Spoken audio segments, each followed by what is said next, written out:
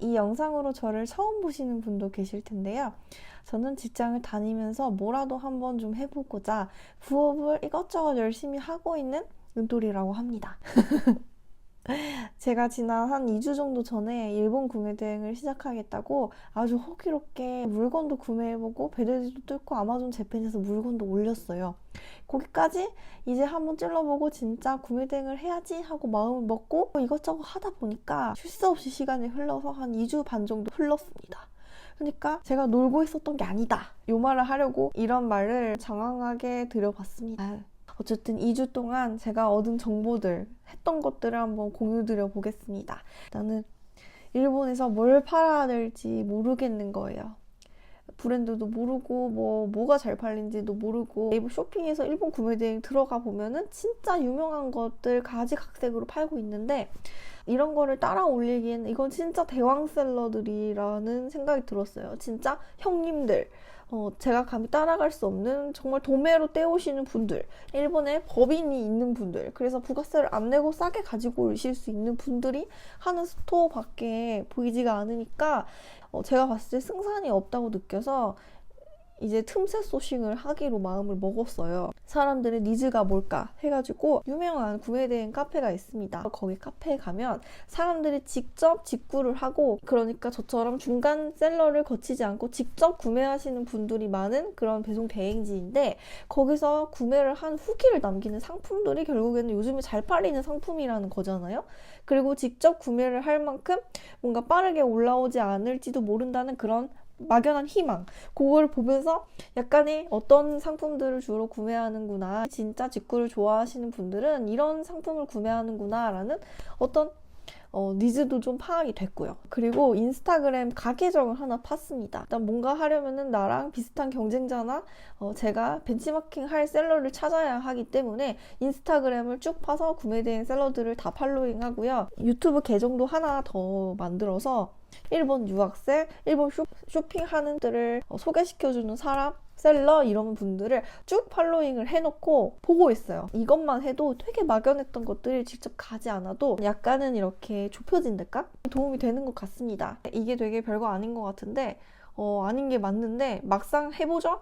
그럼 되게 피곤합니다. 그렇게 해서 네이버 스토어에서 빅파워 셀러를 하나 찾았습니다. 제가 진짜 벤치마킹 하고 싶은 셀러를 찾았어요. 그래서 그분을 즐겨찾기에 해놓고 슬금슬금 그분이 올리신 물건을 역으로 타고 들어가서 저 정품 사이트 들어가서 얼마에 떼오길래 이만큼의 가격을 내고 파는가, 이걸 보고 보통 요 정도 남기는구나, 요거를 좀 계산을 할 수가 있었습니다. 이 정도까지는 약간 맛보기에 불과하죠. 제가 지난번에 올렸던 영상에서 일본 구매 대행 어렵다고, 그리고 레드오션이라고 하셨던 고마우신 분들의 댓글을 보고 와, 정신 차려서 들어가야겠다, 이런 마음이 좀 더 강해졌어요.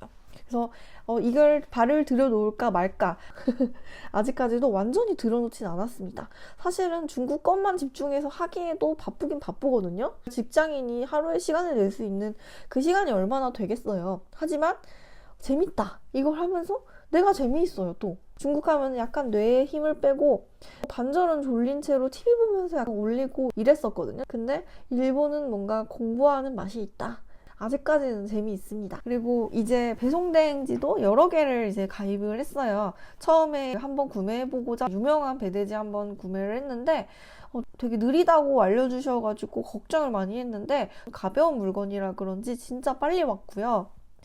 이제 다른 배송대행지에도 가입을 몇 개 했는데 일단 싼 거를 좀 찾았습니다. 저는 약간 가격이 가장 중요한 사람이라서 여긴 또 회원제예요.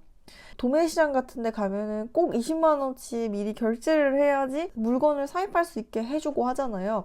그거랑 마찬가지로 이 일본에 있는 뭔가 이렇게 사업을 하는 사업자들이 쓰는 배송대행지의 경우에는 가입비를 받더라.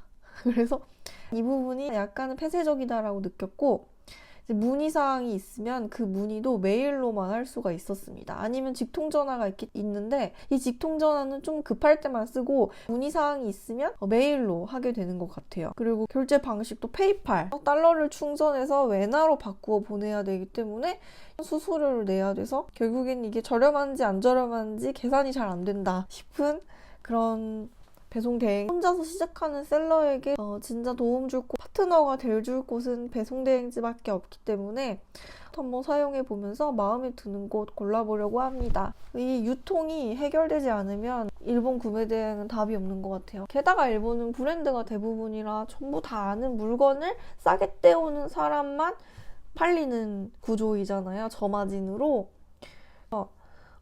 요거를 제대로 판매를 하려면 일본에서는 어떤 도매 시장이 있고 어떤 시스템으로 돌아가고 있는지를 알아야겠다 싶어서 이런 걸 알려주는 유료 강의가 있길래 결제를 했습니다. 좀 알아본 다음에 이걸 진짜 할까 말까를 그때 가서 좀 제대로 정해야겠다 싶습니다. 구매 대행 자체가 온라인 커머스에 발을 살짝 들여놓는 정도잖아요. 그래서 부업으로 누구나 시작하기 좋은 편이고요. 네? 이걸 계속해서 하다 보면 내 스토어도 내 브랜딩도 하고 자사몰도 만들고 일본에 직접 출장을 갔다 오겠다는 그런 어떤 의지, 미래까지 생각을 해야 좀 깊게, 딥하게 시작할 수 있지 않나 싶습니다. 그리고 공부를 하면서 되게 재미있는 사실을 발견했는데요. 이제 제가 일본 구매 대행을 할지 아니면 동남아 쇼핑몰인 쇼피를 할지 이 두 개를 굉장히 고민을 최근에 했었단 말이죠. 근데 이 두 개가 조금 비슷한 부분이 있다는 걸 알게 됐습니다. 이제 중국 구매 대행 같은 경우는 중국의 타오바오나 1688 같은 사이트에 올라와 있는 물건을 거의 복사하듯이 이렇게 가지고 와서 제 스토어에 이렇게 풀어놓으면 그 중에 하나 걸려라 하는 시스템이에요. 그러니까 어떤 사람이 검색해서 들어와서 이 물건이 자기가 원하는 거면 그냥 사고 나가는, 실제로는 구매 대행이라고 부르기에 뭐한 그냥 올려놓은 상품만을 어떤 사람이 수동적으로 사고 나가는 방식이었는데요. 그래서 재구매율이 굉장히 낮습니다. 근데 일본 구매 대행은 이 셀러가 어떤 종류의 물건, 어떤 브랜드의 물건을 굉장히 많이 취급하고 저렴하게 사오고 정품임을 확신할 수 있을 때 그 사람에게만 계속 사는 경향이 있는 것 같아요. 그러니까 예를 들어 일본 예쁜 옷 브랜드에 관심이 있으신 분이라면 일본 패션 용품만 많이 파는 그런 구매 대행 셀러에게 계속해서 물건을 구매를 하는 거죠.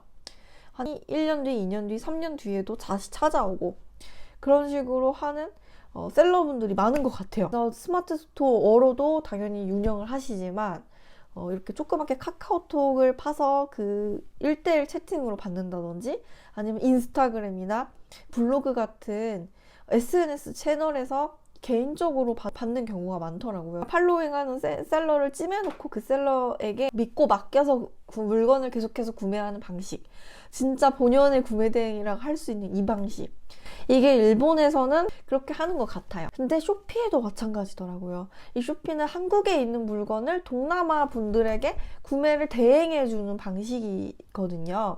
그래서 한국에 파는 물건이 이 물건이 진짜 정품인지 아닌지가 동남아 사람들에겐 또다시 중요해집니다. 당연히 정품이겠지만 이 정품이 맞는지 유무를 굉장히 중요시하게 생각하고 이걸 증거사진으로 찍어서 보여줘야 할 정도라고 하더라고요. 이 정품을 잘 보내주는 이 셀러라고 하면 믿고 구매할 정도로 즐겨찾기를 해놓고 그 셀러에게만 계속해서 구매를 하는 거죠. 그러니까 쇼피랑 일본 구매 대행이랑 약간 결이 비슷하다, 중국하고 조금 다른 부분이 있다라는 사실을 알고 되게 재미있었습니다. 이걸 양쪽에서 공부를 하니까 몰랐던 부분을 알게 되는 것 같아요. 이제 마지막으로 구매를 하고 배송 오는 그 과정이 궁금하고 아직까지는 확신이 없었기 때문에 제가 직접 정품 브랜드사에 찾아가서 정품몰에서도 구매를 2번 해봤습니다.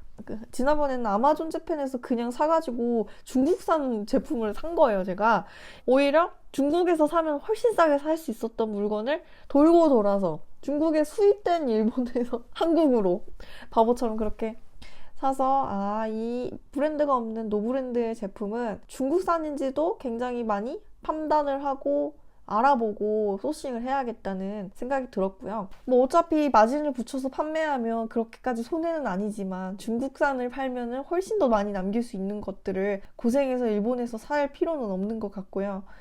이제 브랜드는 프랑프랑이라는 귀여운 주방가구 용품 브랜드에서 주전자를 샀고요. 공식몰 가입해서 그냥 사는 건 과정은 똑같았습니다. 프랑프랑 진짜 쉬웠어요. 지금 배송대행지에 보내져서 한국으로 오고 있습니다. 근데 이게 전기 제품이 110V라서 돼지코를 배송대행지에서 추가할 수 있을 줄 알았는데 중국 거에선 되게 당연했던 이 서비스가 일본 배송대행지에는 없어서 좀 당황했습니다. 그래서 오게 되면 110V라서 일단 꽂아서 사용할 수가 없으니까 이 돼지코를 어디서 하나 구해야 될 것 같아요. 또 디즈니 재팬에서 구매를 했습니다. 이게 6,000엔을 넘으면 무료 배송이라고 하길래 일부러 넘겨서 물건을 되게 여러 개를 구매를 했는데요. 이 구매 목록이 들어가지지가 않는 거예요, 지금. 그래서 미치겠습니다. 구매를 분명히 며칠 전에 했는데 결제까지 이렇게 떴어요. 신용카드 결제한 내역까지. 근데 구매 내역이 들어가면 뜨지를 않아요. 그래서 이 구매 내역을 복사해서 배송대행지에다 신청서를 넣어야 되는데 그게 지금 안 돼서 어찌할 바를 모르고 기다리고 있습니다. 어떻게든 되겠죠. 물건은 샀는데 배송대행지에 오긴 오겠죠?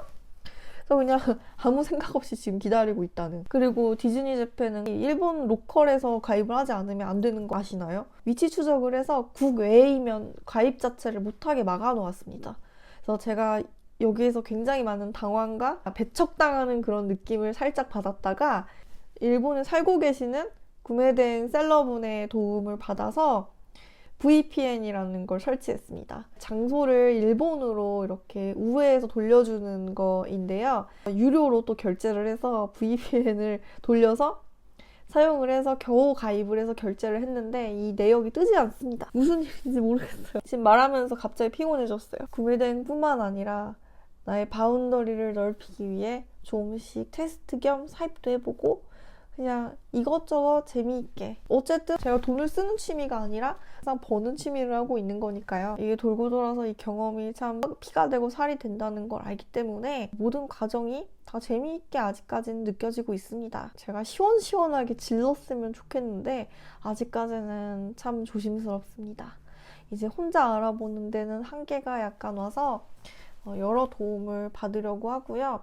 제가 쇼피 공부를 해보려고 유명하신 유튜버 분께 유료 강의를 듣고 왔는데요. 후기도 다음 영상에서 한번 남겨보도록 하겠습니다. 이제 2주 동안 공부를 했던 걸 블로그에 올려놨어요. 혹시 일본 구매 대행에 대해서 궁금하신 분들은 한번 제 블로그에 방문해 주셔서 제가 쓴 글들을 한번 읽어보시는 것도 시작하시기에 조금은 도움이 되지 않을까 싶습니다.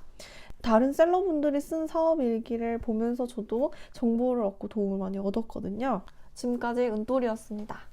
제가 진짜 부자가 될지 궁금하신 분들은 구독과 좋아요를 통해 지켜봐 주시면 감사하겠습니다.